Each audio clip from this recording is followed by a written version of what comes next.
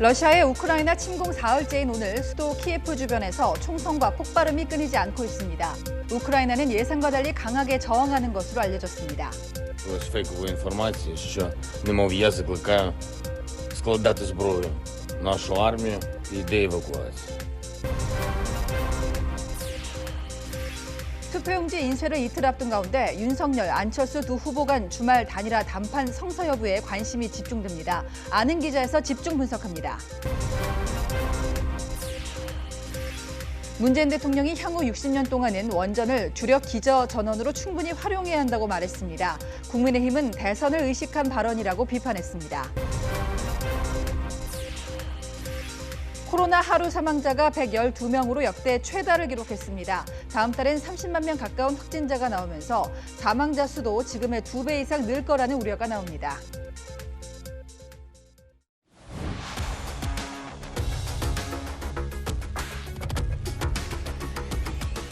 시청자 여러분 안녕하십니까? 뉴스의 조수빈입니다. 거침없이 진격하던 러시아군은 우크라이나 수도 키예프를 눈앞에 두고 이틀째 발이 묶였습니다. 우크라이나군이 최후 항전에 나서면서 예상보다 훨씬 강하게 저항하고 있는 건데요. 이 가운데 안타까운 민간인 피해가 속출한 것으로 알려집니다. 우선 밤새 폭발음과 총성이 울렸던 키예프 상황부터 한수아 기자가 전해드립니다.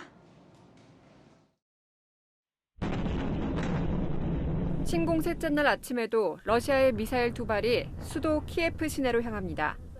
공항 근처 고층 아파트 가운데가 뻥 뚫렸고 밤새 총성과 폭발음이 울렸습니다. 한때 도피설이 제기됐던 젤렌스키 우크라이나 대통령은 신의 아침 거리를 배경으로 영상을 찍어 끝까지 물러서지 않을 것을 다짐했습니다. Значить так, я тут, ніяку зброю ми не складемо, будемо захищати нашу державу. 키예프 남쪽 도시 멜리토폴을 먼저 점령한 러시아군은 동쪽과 남쪽까지 3면으로 공격 중이지만 우크라이나의 항전은 예상보다 더 강력합니다. Всі свої ресурси, резерви для того, щоб нанести нам в максимальній кількості наших міст максимальні ураження. Відразу скажу, що цього не сталося. 자원 입대한 시민 자원병들은 줄을 서서 무기를 받고 the occupation of my entire country and the destruction of everything that I love. And I wouldn't really want to participate in anything like this, but I don't really have any choice because this is my home. 우크라이나 정부는 방송을 통해 러시아군을 공격할 화염병 제조 방법을 설명하며 항전 의지를 전합니다. 키예프 함락 위기가 닥친 어제 우크라이나가 러시아의 정전 협상을 타진했지만 장소 선정을 두고 이견을 드러냈습니다. 우크라이나는 협상 과정을 시작해도 우크라이나가 정전 조건을 설정할 것이라며 물러서지 않았습니다. 채널A 뉴스 한수아입니다. 조국을 지키는데 지위 고하, 성별, 나이가 따로 없습니다. 당초 도피설까지 돌았던 대통령도 이 보신대로 수도에 남아있다며 어디서든 적을 막아달라고 호소했습니다. 섬을 지키던 경비대원들은 투항을 거부한 채 모두 전사했고 신혼부부는 식을 올리자마자 총을 들었습니다. 장하연 기자입니다. 푸틴 러시아 대통령의 명령 후 흑해를 통해 상륙을 시도하는 러시아 군사 전함. 본토와 50km 정도 떨어진 지미니 섬을 지키는 우크라이나 경비 병력에게 투항을 요구하는 러시아 측 무전이 반복됩니다. 하지만 단호히 거부합니다.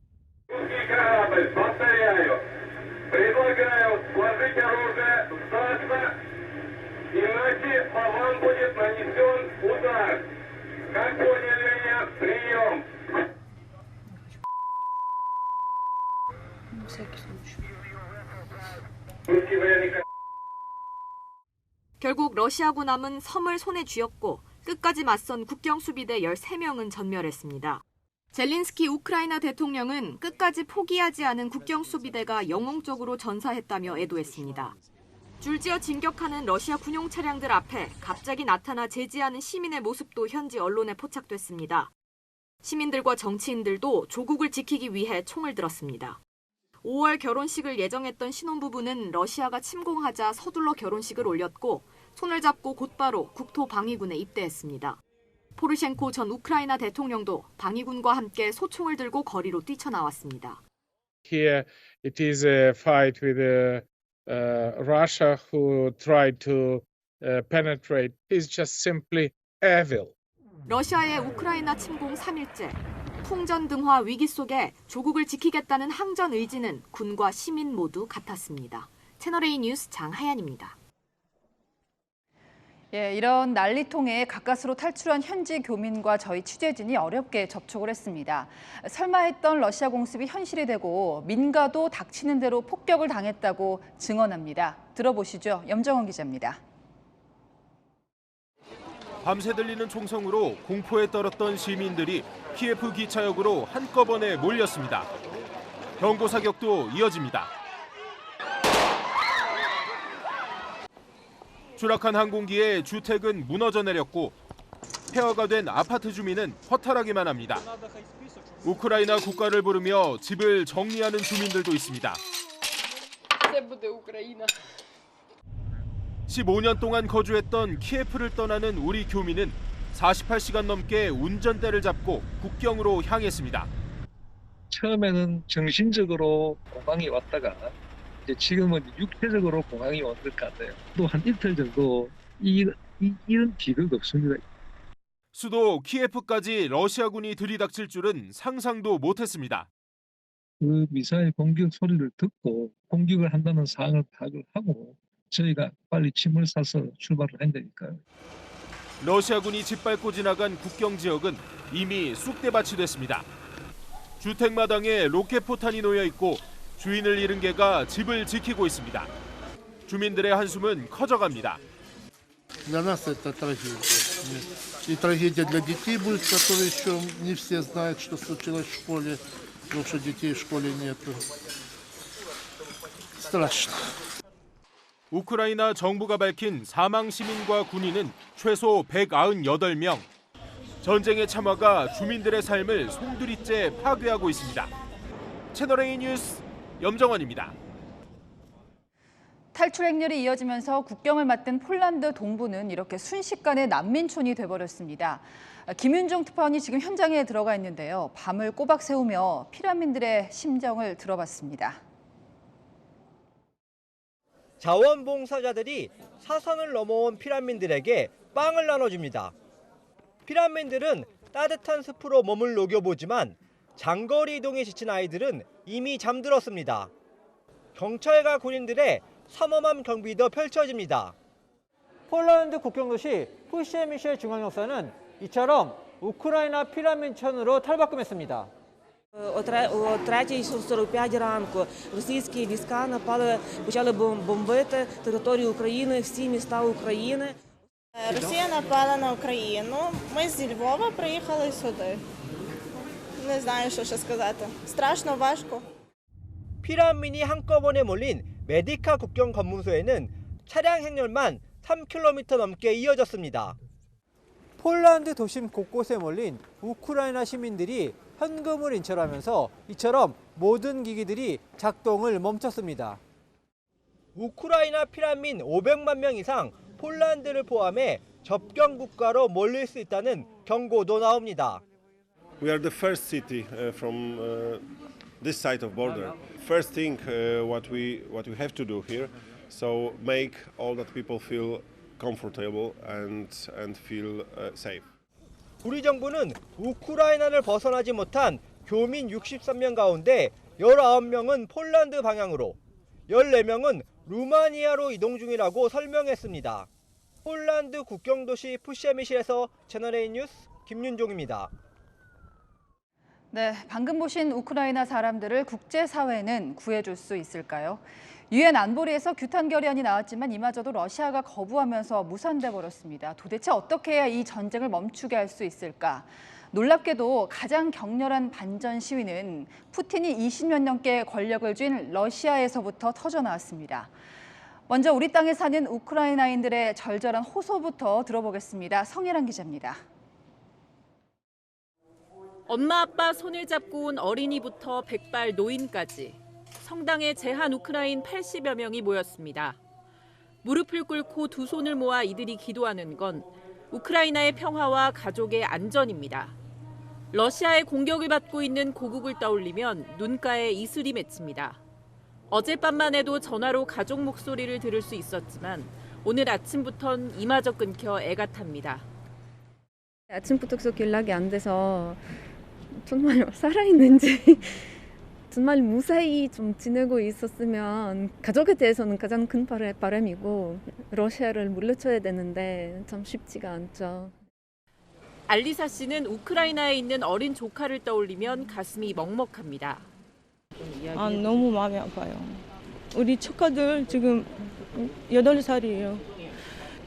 이모, 우리나라 지금 전쟁이에요. 그런 말 틀면은 얼마나 마음이 아파요. 러시아에서도 우크라이나 침공에 반대하는 시민들의 집회가 잇따랐습니다. 50여 개 도시에서 수만 명이 반전 시위에 나섰는데 경찰이 구금한 사람이 하루 만에 1,700명을 넘겼습니다. 미국 뉴욕 도심에서도 푸틴을 규탄하는 목소리가 나왔고 아르헨티나 등에선 푸틴을 히틀러처럼 묘사한 손팻말이 시위 현장에 등장했습니다. Putin hate! Putin hate! Putin hate! 세계 각지에서 러시아 침공을 규탄하는 목소리가 높아지는 가운데 내일 주한 러시아 대사관 앞에서도 반전 시위가 열릴 예정입니다. 채널A 뉴스 성혜란입니다. 이어서 대선 소식을 알아보겠습니다. 여야 후보들은 어제 두 번째 법정 TV 토론 이후에 한층 더 날을 세웠습니다. 이재명 더불어민주당 후보는 안방인 경기도에서 윤석열 후보를 전쟁광이라고 몰아붙였습니다. 먼저 이재명 후보 마크맨이죠. 윤수민 기자입니다. 이재명 더불어민주당 후보는 오늘만 경기 지역 4곳을 돌며 안방 유세에 나섰습니다. 경기도지사로 경기도민으로 같이 했는데 이쁘게 봐줘야죠. 경기도가 이제 대통령 만들어 봐야 될 거 아닙니까?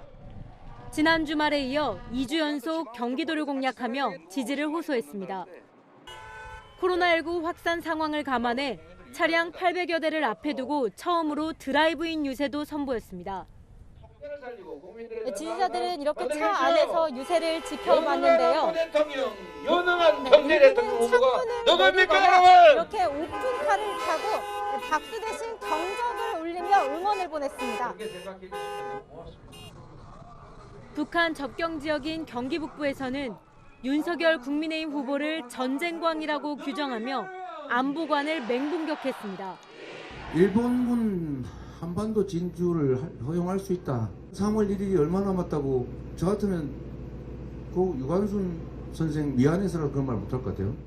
해야 될 일이 얼마나 많은데 겨우 그런 이상한 헛꿈이나 꾸고 보복이나 하고 5년짜리가 어디 건방지게 겁이 없어요. 이 후보는 특별 성명까지 내고 윤 후보를 향해 자위대 한반도 진입 가능 망언을 취소하고 사과하라고 공세를 강화했습니다. 채널A 뉴스 윤수민입니다.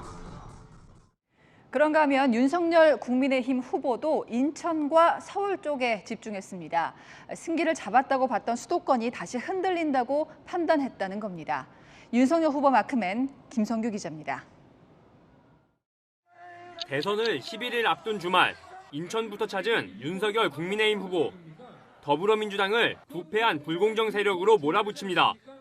이제는 좌파 운동권 세력만이 남아서 이 사람들이 끼리끼리 자기들끼리 자리를 차지하고 또 이권을 갈라먹고 이렇게 하다 보니까 지금 모든 문제가 이렇게 엉망이 돼 있는 겁니다.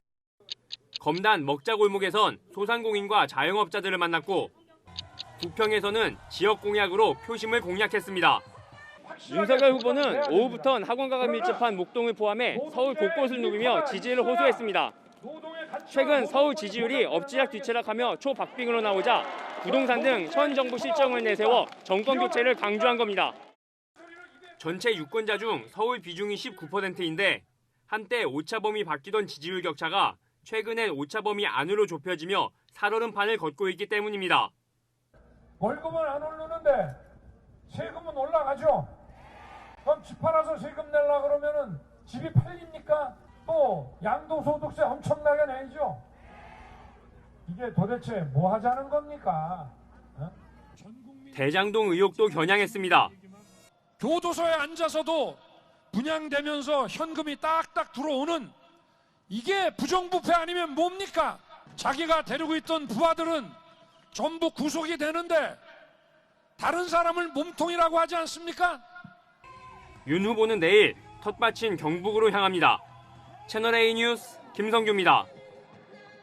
한편 오늘 안철수 국민의당 후보도 서울 유세에 나서면서 안 후보와 윤 후보가 단일화 담판을 성사시킬 수도 있다, 이런 관측이 나옵니다. 마침 이틀 뒤가 대선 투표용지가 인쇄되는 날이죠. 이번 주말이 분수령이 될 수 있을까요? 안보경 기자입니다. 안철수 국민의당 후보는 주말인 오늘 서울 강북과 강남을 오가는 집중 유세에 나섰습니다. 부인 김미경 교수도 동행해 지지를 호소했습니다. 환갑 생일을 맞은 안 후보는 지지자들로부터 축하를 받기도 했습니다. 생일 축하합니다. 어떻게 하셨어요? 생일 축하합니다. 감사합니다. 이재명 민주당 후보와 윤석열 국민의힘 후보를 싸잡아 비판하면서도 국민 통합내각 필요성은 재차 강조했습니다. 윤석열 후보가 어떤 대한민국 만들겠다 들어본 적 있으십니까? 이재명 후보가 어떤 대한민국 만들겠다 이야기했습니까? 윤석열 후보 측은 안 후보와의 단일화 협상을 위해 주말에도 물밑 접촉에 나섰습니다. 국민의힘 관계자는 윤 후보가 안 후보를 만나기 위해 전화를 포함해 직간접적으로 할 수 있는 모든 방법을 시도했다며 안 후보의 답을 기다리고 있다고 말했습니다. 모레 투표용지 인쇄에 들어가는 만큼 사실상 이번 주말에 단일화 담판이 성사돼야 한다는 겁니다. 윤석열 후보는 내일부터 1박 2일간 경북 강원 유세가, 안철수 후보는 광주 유세가 예정돼 있다는 점도 부담입니다. 다만 국민의힘은 이번 주말이 지나더라도 단일화 노력을 이어가겠다는 의지도 강조했습니다. 우리 국민들께서 절실하게 바라는 것이니만큼 할 수 있는 마지막까지 투표 전날까지도 노력을 계속할 생각입니다. 이르면 오늘 밤 두 후보가 정격 회동에 나설 수 있다는 관측도 나옵니다. 채널A 뉴스 안보겸입니다.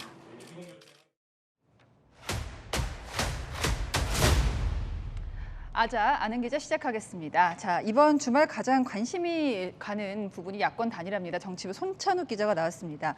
자, 안철수 국민의당 후보가 단일화는 결렬됐다고 얘기하잖아요. 네, 그래도 이게 꺼진 불이 아닌가 봐요. 계속 얘기가 나오네요. 네, 왜냐하면 국민의힘이 이 단일화의 끈을 놓치지 않고 있기 때문인데요. 네. 일단 이 윤석열 후보의 발언의 변화를 저희가 좀 준비해봤습니다. 한번 들어보죠. 별도로 더 드릴 말씀은 없습니다. 안철수 후보 직접 만나실 계획은 없으신가요? 네, 어떻게 지금 양당 단일화가 아직 열려 있습니까? 지금 이미 다 결렬됐다고 선언을 했죠. 이 자리에서 말씀드리긴 뭐하지만 저희도 노력하고 있습니다. 네, 들으신 것처럼 처음에는 뭐 드릴 말씀 없다 이 정도였는데 네. 어제 토론에서는 노력하고 있다 얘기했는데 사실 윤 후보가 공개적으로 이렇게 얘기한 게 처음이거든요. 이 결렬 선언 전에는 일단 여러 채널이 가동이 됐었다면 지금 안 후보의 결렬 선언 후에는 두 후보의 측근 그룹으로 압축이 돼서 이 단일화 관련해서 밀도 있게 물밑 접촉이 이어지고 있습니다. 안 후보는 윤 후보가 적극적이지 않아서 또 모욕적인 것을 느껴서라고 여러 번 얘기를 했었는데 지금 보니까 상당히 적극적인 느낌이었어요. 왜 달라졌을까요? 네, 일단 윤 후보 측이 그만큼 절박해졌다 이렇게 볼 수가 있겠죠. 일단 어제 발표된 여론조사를 저희가 준비했는데 이 지난주에 이 이재명 민주당 후보를 앞섰던 윤석열 후보의 지지율은 오차범위한 초접전이 됐습니다. 그래서 참모들뿐 아니라 이 윤 후보 스스로도 더 적극적으로 단일화 필요성을 느끼게 된 걸로 분석이 됩니다. 예. 자, 마침 앞서도 말씀드렸지만 이번 주말이 단일화 협상의 분수령이다, 디데이다 이런 말들이 많이 나옵니다. 저희 시청자께서요, 후보 단일화 할 수 있을까 이렇게 질문을 주셨는데 어떨까요? 네, 이게 뭐 가장 궁금한 질문일 텐데 일단 앞서 말씀드렸듯이 안 후보 이 결렬이다 이렇게 계속 얘기하고 있긴 한데 윤 후보 측이나 안 후보 측 모두 단일화 가능성을 부인하고 있지는 않습니다. 결론만 말씀을 드린다면 지금 상황 안철수 후보의 결심에 달려 있다 이렇게 표현할 수 있습니다. 저희가 취재한 바로는 윤 후보 측에선 여러 제안과 함께 만나자는 뜻을 전달했지만 안 후보의 답을 아직 받지 못한 걸로 알려졌습니다. 오늘 서울에서 선거운동을 한 두 후보는 내일부터 각각 경북과 전남을 방문해서 1박 2일 일정으로 선거운동을 할 예정인데요. 두 후보 간 만남이 성사가 된다면 유세 일정은 얼마든지 조정할 수 있다고 윤 후보 측은 설명합니다. 네. 또 모레부터는 투표용지 인쇄가 시작되기 때문에 투표용지에 사퇴 표시가 되려면 내일까지 결론을 내야 한다는 겁니다. 사실 뭐 윤석열 후보 측이 어떤 제안을 했을지는 알 수 없지만 네네. 안 후보가 아직도 답을 하지 않는 이유는 뭘까요? 네. 이 윤석열 후보가 이 공개적으로 구체적으로 다당제 구현 등 정치 개혁 의지를 보여줘야 한다 이런 걸로 좀 알려져 있어요. 그 안 후보 측 관계자는 자리를 두고 물밑거래를 하는 게 아니라 네. 민주당처럼 정치 개혁안을 진정성 있게 내놓아야 단일화에 대한 논의도 가능한 것이라고 말했습니다.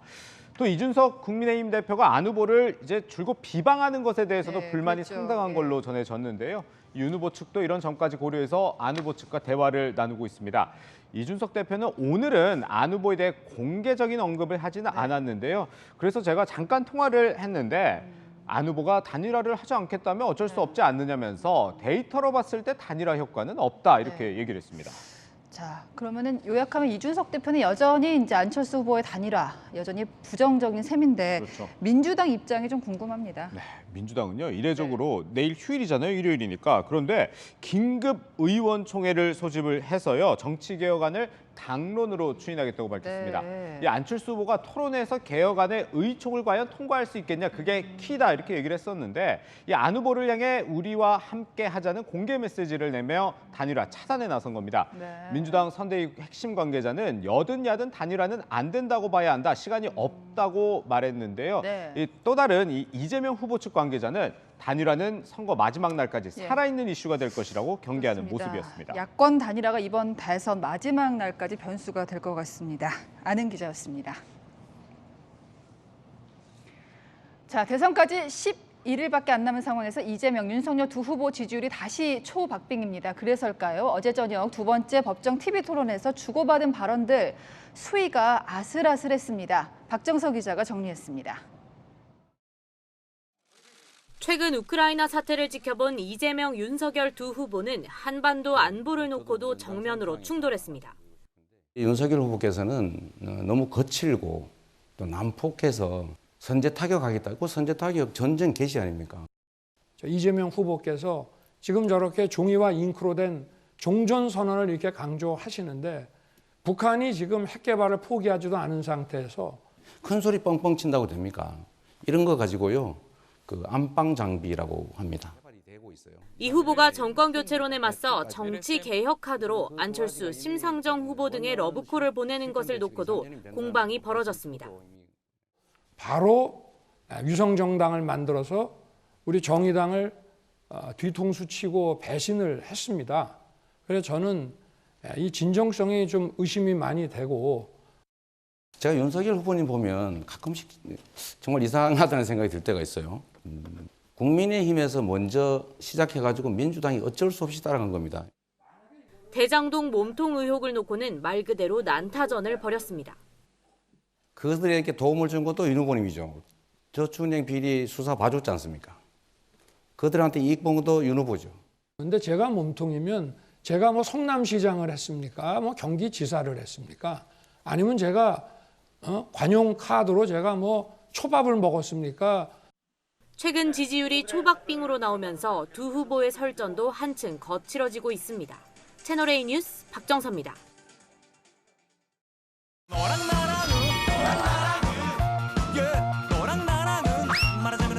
네, 여랑야랑 정치부 이현수 기자가 나왔습니다. 첫 번째 주제 보시죠. 네, 둘리와 이완용입니다. 어제 대선 후보 2차 토론이었는데 이재명 후보랑 윤석열 후보가 주고받은 얘기죠. 네, 초박빙 승부를 벌이고 있는 만큼 예. TV 토론에서도 불꽃이 튀는 모습이었는데요. 먼저 이 후보는 윤 후보를 만화 캐릭터인 둘리에 빗댔습니다. 이미 구직에 있는데 구직앱처럼 만들겠다. NSC 이미 회의했는데 NSC 그 회의하라 이렇게 주장하시는 것도 봤는데 시중에 후보님 이런 얘기 있어요. 후보님 빙하 타고 온 둘리 같다. 정상적인 그 질문을 하시죠. 팩트에 근거해서. 윤 후보가 했던 실언을 부각시키기 위해서 이런 비유를 한 건데 윤 후보도 발끈했죠? 네, 윤 후보는 이 후보와 이제 대장동 의혹을 놓고 공방을 벌이다가 이 후보를 친일파 이완용에 비유했습니다. 그 녹취록이 맞다면 더 책임이 크다 이 말입니다. 마치 이완용이 안중근에게 그 나라 팔아먹은 사람이라고 하는 얘기랑 똑같은 거지. 날선 이야기인데 오늘까지도 공방이 이어지고 있어요. 네, 또 특히 둘리 만화에 나오는 고길동 캐릭터가 이재명 후보의 별명이기도 하거든요. 그래서인지 이재명, 윤석열 후보 캠프 측 인사들이 각자 유리한 만화 장면을 인용해서 장외 신경전을 벌이기도 했습니다. 현근택 민주당 선대위 대변인은 그 이후에 SNS 글을 삭제한 상태입니다. 네, 둘리를 좋아하는 세대라 조금 정치적으로 얘기 나오는 게 안타깝습니다. 두 번째 주제 보겠습니다. 초보 대통령 탓. 이건 또 우크라이나 얘기인가요? 네, 어제 TV 토론에서 나온 이재명 후보의 발언 중에서 이 발언이 논란이 됐습니다. 6개월 초보 정치인이 대통령이 돼서 나토가 가입을 해주지 않으려고 하는데 가입을 공언하고 러시아를 자극하는 바람에 결국은 충돌했죠. 6개월 초보 정치인, 우크라이나의 희극인 출신 젤렌스키 대통령을 언급하면서 정치 초보인 윤 후보를 겨냥한 건데 논란이 다른 쪽으로 튄 겁니다. 네, 지금 SNS에서도 보니까 당장 우크라이나인들도 이 부분에 대해서 반발을 하던데 이번 전쟁의 책임이 우크라이나에 있다는 것처럼 들린다는 거죠. 네, 그래서 국민의힘은 이재명 후보가 사실상 러시아의 무력 침공을 두둔했다고 논평을 내고 강하게 비판을 했고요. 예. 윤 후보도 유세에서 지적을 했습니다. 이재명 후보는 뭐라 그랬습니까? 우크라이나가 러시아를 건드려서 이렇게 자극해서 생긴 거라고 하죠. 왜곡된 안보관을 가지고 있는 사람들입니다. 이준석 대표는 일본의 침략을 정당화하는 이야기랑 뭐가 다르냐 이렇게 말했고, 원희룡 정책본부장은 국제적 망신이라면서 해외 네티즌들의 부정적인 반응을 공유하기도 했습니다. 예. 자, 민주당 반응은 어떻습니까? 네, 민주당에서는 이재명 후보가 러시아를 규탄하면서 강력 유감을 표했는데 국민의힘이 말장난으로 발언을 비틀었다 이렇게 반박하고 있습니다. 네. 세 번째 주제 보겠습니다. 자, 많은 이제 사람들이 나오는데 이승만도 안 했는데 이건 윤석열 후보 향한 비판이죠? 네, 이재명 후보는 윤석열 후보의 어제 이 발언을 문제 삼았습니다. 한미일 군사동맹도 검토하시는 거예요, 그러면? 절대 안 하실 겁니까? 유사시에 한반도에 네. 그러니까 일본이 개입하도록 허용하는 건데 그거 그죠? 하시겠습니까? 저게 한미일 동맹이 있다고 해서 유사시에 들어올 수도 있는 거지만 꼭 그걸 자, 들어올 수도 있는 거지만 민주당이 이 발언을 문제 삼았죠? 네, 민주당은 윤 후보의 불안한 안보관을 비판하면서 일본 극우 세력의 발언인지 구별이 안 된다 이렇게 총공세를 펼쳤고 이 후보도 날을 세웠습니다. 이승만도 그 어려운 한반도 6.25 동란 당시에 일본군 진입 허용하지 않았습니다. 일본군 진주를 허용할 수도 있다.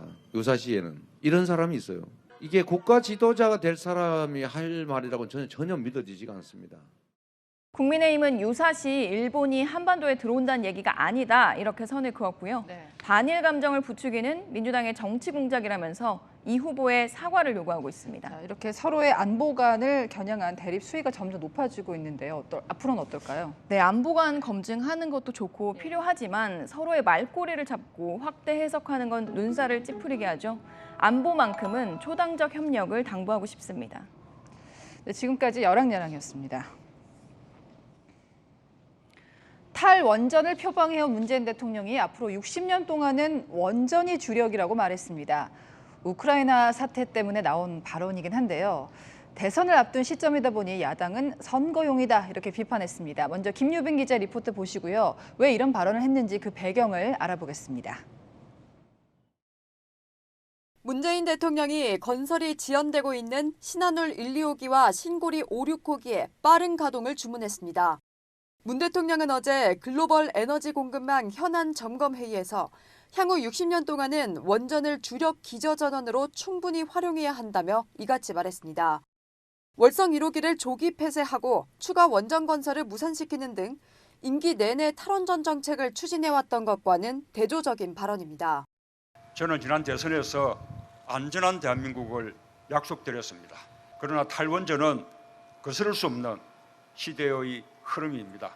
원전 중심의 발전 정책을 폐기하고 탈핵 시대로 가겠습니다. 문 대통령은 또 SNS에 문재인 케어 효과를 홍보하며 건보 재정 악화니 부실이니 하는 말은 잘 모르고 하는 말에 지나지 않았다고 반박했습니다. 대선 국면에서 국민의힘과 윤석열 후보가 문재인 정부의 탈원전 정책과 건강보험 재정을 문제 삼자 문 대통령이 직접 대응에 나선 것이라는 분석이 나옵니다. 야당은 선거를 의식한 발언이라고 비판했습니다. 보고서 조작까지 서슴지 않았던 지난 5년에 대한 자기 부정입니다. 대선 국면에서 탈원전 정책이 심판대에 오를 것 같으니 슬그머니 꼬리를 내리는 것 아닌가 합니다. 윤석열 국민의힘 후보는 SNS에 정권의 잘못된 판단으로 허송 세월을 보냈다고 비판했습니다. 청와대는 문재인 정부는 급격한 탈원전을 추진한 적이 없다라며 예전부터 계속 해왔던 얘기라고 반박했습니다. 채널A 뉴스 김유빈입니다. 오늘의 왜 정치부 손영일 차장 나왔습니다. 자, 문 대통령이 갑자기 이 시점에 원전을 들고 나왔습니다. 왜 그럴까요? 네, 다목적 포석이 담긴 발언으로 보입니다. 우크라이나 사태로 에너지 공급망 대란이 우려되다 보니 원전의 중요성을 강조한 것이다. 청와대는 이렇게 설명하는데요. 하지만 불과 대선을 12일 남겨두고 일정조차 공개하지 않았던 비공개 회의 내용을 굳이 밝힌 겁니다. 윤석열 국민의힘 후보가 문재인 정부를 비판하며 탈원전 정책 폐기를 주요 공약으로 앞세우고 있고요. 급속한 원전 감축을 시도하지 않았다며 비판 여론을 무마하려는 것 아니냐, 야당은 이렇게 의심하고 있습니다. 문재인 정부가 추진한 에너지 정책의 정당성도 강조하면서 지지층을 결집시키려 한다. 이런 해석도 나옵니다. 자, 그런데 대통령은 선거에 중립 의무가 있습니다. 그럼에도 불구하고 호남을 방문해서 야당으로부터 선거 개입한다는 비판을 받았고요. 또 이번 발언도 충분히 논란이 예상되는데 왜 이랬을까요? 네, 임기 마지막 날까지 나는 현직 대통령이다. 나는 살아있다. 이런 메시지를 정치권, 특히 야당에게 보여주고 싶어 했던 것 같습니다. 윤석열 후보의 집권 시 적폐 수사 발언에 대해 문 대통령은 분노하며 사과를 요구했었는데요. 아직까지 윤 후보의 공식 사과는 없는 상황입니다. 대통령이 선거 기간 동안 어느 지역을 방문하느냐, 어떤 메시지를 내놓느냐에 따라 표심은 출렁일 수 있습니다. 자, 지금 이렇게 문 대통령의 임기 말 행보 역대 대통령과는 상당히 다른데요. 왜 이런 행보를 보이고 있을까요? 예, 바로 높은 지지율 때문인데요. 보시는 것처럼 문재인 대통령 집권 5년차 3분기 기준 문 대통령의 지지율은 37%입니다. 가장 높군요. 예, 다른 대통령들에 비해서 적게는 9%포인트, 많게는 29%포인트 이상 높습니다. 예, 과거 대통령들 임기 말 대선이 가까이 오면 외부 일정을 자제했는데요. 선거 개입이란 야당의 비판도 의식했겠지만 지지율이 낮다 보니 여당에서도 전면에 나서는 걸 원치 않았습니다. 하지만 문 대통령, 높은 지지율과 친문 지지층을 바탕으로 여야 눈치를 보지 않고 적극적인 행보에 나서고 있습니다. 자, 그러면 이제 문 대통령의 이 행보는 선거 직전까지 계속된다 이렇게 볼 수 있을까요? 네, 문 대통령이 남은 기간 동안 어디로 갈지 어떤 말을 할지 지금 시점에서는 정확히 알 수가 없습니다. 하지만 청와대는 선거 기간이라 해도 코로나 대응과 민생 챙기기는 멈추지 않을 것이라고 했습니다. 민생을 챙긴다는 명목으로 다른 지역을 찾거나 문재인 정부의 정책을 홍보하는 일은 또 있을 수도 있습니다. 네, 지금까지 정치부 손영일 차장이었습니다. 코로나 확진자가 하루 17만 명 가까이 쏟아집니다. 사망자도 마찬가지로 늘었습니다. 어제 하루만 112명, 역대 가장 많은 사람이 코로나 때문에 귀한 목숨을 잃었는데요. 더구나 손 한 번 못 써보고 병원 밖에서 사망하는 사례가 이어집니다. 황규락 기자가 취재했습니다. 충남 천안시 한 모텔에서 70대 남성이 숨진 채 발견된 건 어제 오전 10시 50분쯤. 옆방에 머물던 동료가 경찰에 신고했는데 신속 항원 검사에서 코로나 양성 반응이 나왔습니다. 신고자가 어제부터 열이 있었어요. 뭐 이렇게 해갖고니 그 코로나 유증상에 지금 뭐 열 있다고 그러면 이제 다 검사를 해보잖아요. 거기 이제 의사를 보내서 이제 그 간이 시약 검사를 해본 거죠. 오늘 0시 기준 코로나19 사망자는 112명으로 코로나 사태 이후 역대 최다를 기록했습니다.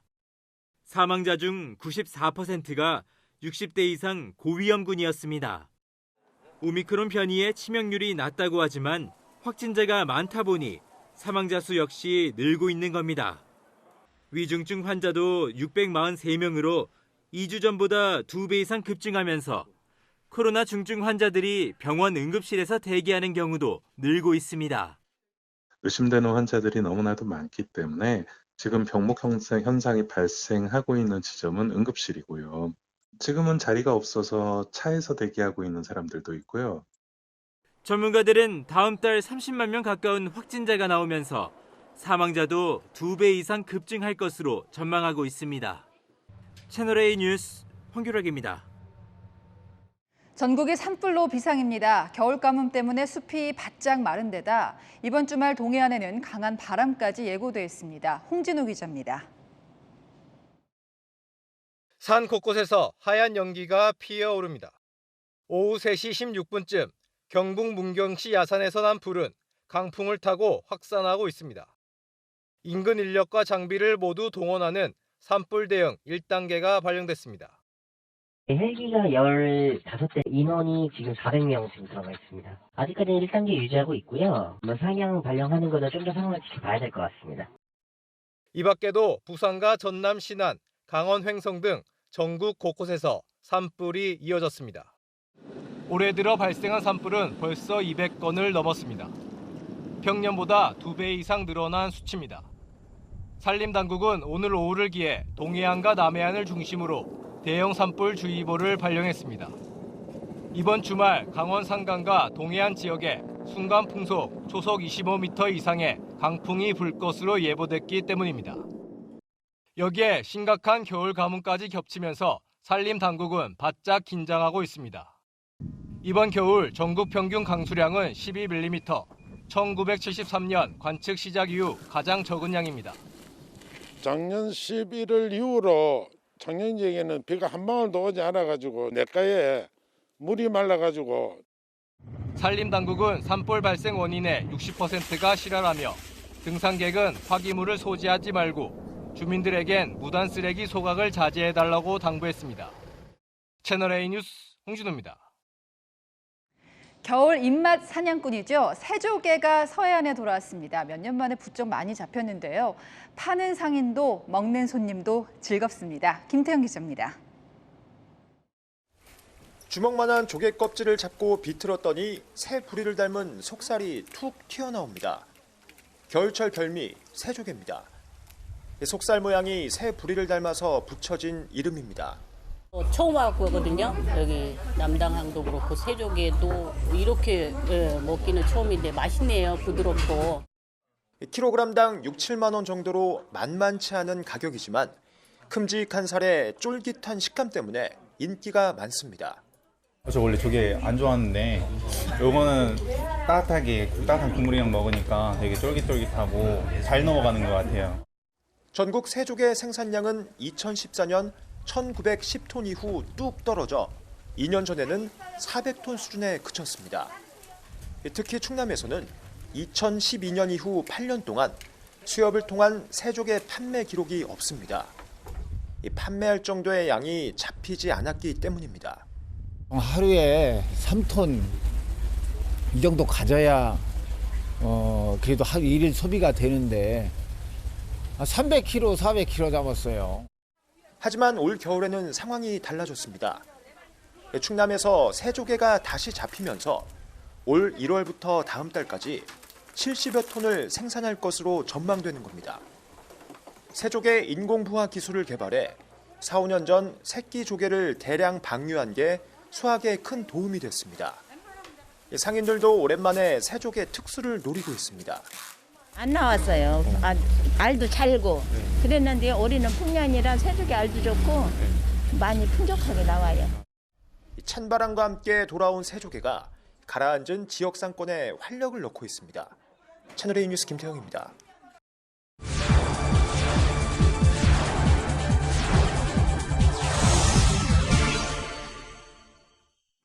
다음 주엔 베이징 패럴림픽이 개막하죠. 중국은 장애인들도 휠체어를 타고 만리장성까지 오를 수 있다 이렇게 선전을 하는데요. 정말 그럴까요? 세계를 가다 사공성근 특파원이 휠체어를 직접 타봤습니다. 14년 만에 패럴림픽이 열리는 중국에서는 장애인 거주 환경 구축이 한창입니다. 无障碍设施设备、残奥景观、引导标志等转换工作即争分夺秒。 현지 매체들은 공항과 도심 등에 장애인 시설이 생겼다고 앞다퉈 보도합니다. 만리장성도 패럴림픽을 앞두고 장애인을 위해 일부 구간을 재단장했습니다. 휠체어를 탄 장애인도 전용길을 통해 만리장성에 오를 수 있습니다. 하지만 일주일 전에 내린 눈은 그대로 방치됐고 관리도 허술합니다. 휠체어 바퀴는 헛돌기만 하고 결국 직접 끌고서 이동해야 했습니다. 장애인 전용길은 해당 만리장성 구간의 100분의 1도 되지 않아 사실상 보여주기 행정입니다. 승무원 도움으로 지하철에는 올랐지만 장애인 전용석은 없었습니다. 휠체어 바퀴도 고정할 수 없어 불안하게 이동해야 했습니다. 올림픽 경기장 주변을 이동하려면 코로나19 폐쇄 루프가 가장 큰 걸림돌입니다. 경기 참가자의 동선을 구별하기 위해 설치된 펜스가 점자 블럭이 있는 보행로를 차지했고 펜스 밖에선 도로로 다녀야 했습니다. 당국은 올림픽 공원 내부에도 문턱을 없앴다고 했지만 가는 곳마다 고생입니다. 안내 표지판에는 시각장애인용 점자도 없습니다. 베이징 도심 빌딩촌도 상황은 마찬가지. 점자 블럭은 깨졌고 자전거와 오토바이 운행으로 통행권이 제대로 확보되지 않습니다. 중국의 등록 장애인 수만 3,700만 명, 실제로는 9천만 명에 육박하는 것으로 알려졌습니다. 장애인 통행로가 제대로 갖춰지지 않아 사망 사고도 끊이지 않습니다. 패럴림픽을 계기로 시설 확충에 나섰지만 당국의 섬세한 배려는 여전히 부족해 보입니다. 베이징에서 채널A 뉴스 사공성근입니다. 우리 시대 최고의 지성으로 일컬어지는 이어령 초대 문화부 장관이 향년 89세를 일기로 별세했습니다. 이 전 장관은 문학평론가, 언론인, 교수로 활동했으며 서울올림픽 개폐회식 대본을 집필하기도 했습니다. 문재인 대통령은 하늘이 큰 스승의 부재를 아쉬워한다는 추모 메시지를 공개하고 조금 전 빈소를 찾아 조문했습니다. 포근해진 날씨를 즐길 틈도 없이 미세먼지의 강풍 또 비까지 겹친 하루였죠. 비는 오늘 밤 9시에서 자정을 기해 대부분 그치겠는데요. 5mm 안팎으로 양은 적지만 돌풍 탓에 요란하게 내리겠고요. 일부 중부 내륙은 1cm 안팎의 눈으로 오겠습니다. 강원 산지엔 최고 8cm의 많은 눈이 강하게 내릴 수 있겠습니다. 내일은 날이 개겠습니다. 공기도 깨끗해지겠는데요. 건조한 날씨 속에 동쪽과 전남 동부는 대형 산불이 발생할 가능성이 높습니다. 비구름 뒤로 찬바람이 불면서 내일 아침 서울은 영하 2도로 오늘보다 2도에서 4도 정도 낮겠습니다. 한낮에 서울은 9도, 대전은 11도까지 오르겠습니다. 3.1절 오전에는 전국에 비가 오겠습니다. 날씨였습니다. 뉴스에 마칩니다. 시청해주신 여러분 고맙습니다.